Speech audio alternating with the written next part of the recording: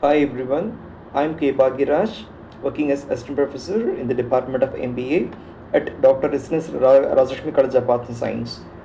Today we are going to discuss about the topic about the Maternity Benefit Act according to 1961.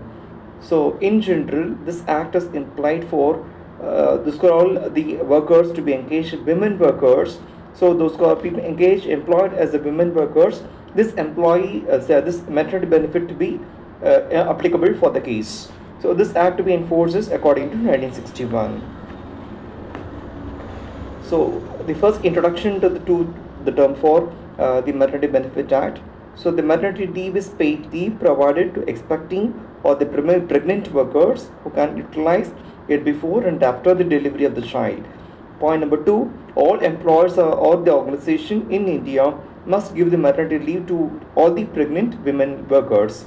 Point number three, it is vital to ensure the overall the well-being of the newborn baby and the mother including. So this act to be implied for all the pregnant women workers in the such cases for any set of the organization to be employed, the maternity benefit may be applicable to the case. What are the key, and this slide shows what are the key objective of the Maternity Benefit Act. First objective, to regulate the employment of the women during the pregnancy at the postnatal period. The key objective number 2 was to provide the maternity benefits such as the paid leave, medical bonuses, and job protection to the pregnant women workers. And the key objective number 3 is to prevent the employers from terminating the women employees solely because of the pregnancy or the childbirth babies. And here this slide shows represent what are the applicable of the Maternity Benefit Act. So the first point, the Maternity Benefit Act applies to two concerns. One is about the establishment, second one is the women employees. What do you mean by the term is the establishment? So establishment, it is any concern that includes the factory, the mines, plantations, the shops, and other establishment with 10 or more employees to be working with their concerns. This term is said to be as an establishment. And the second applicability case is the women employees. Any women employee in this establishment, whether directly or through by the contractor who has been worked for at least 80 days in particular month or 12-month period immediately preceding or expected to the delivery date. So the first point, this point to be insisting that any women workers, those who work minimum at least 80 days in a particular year, and those workers are eligible to claim under the Maternity Benefit Act.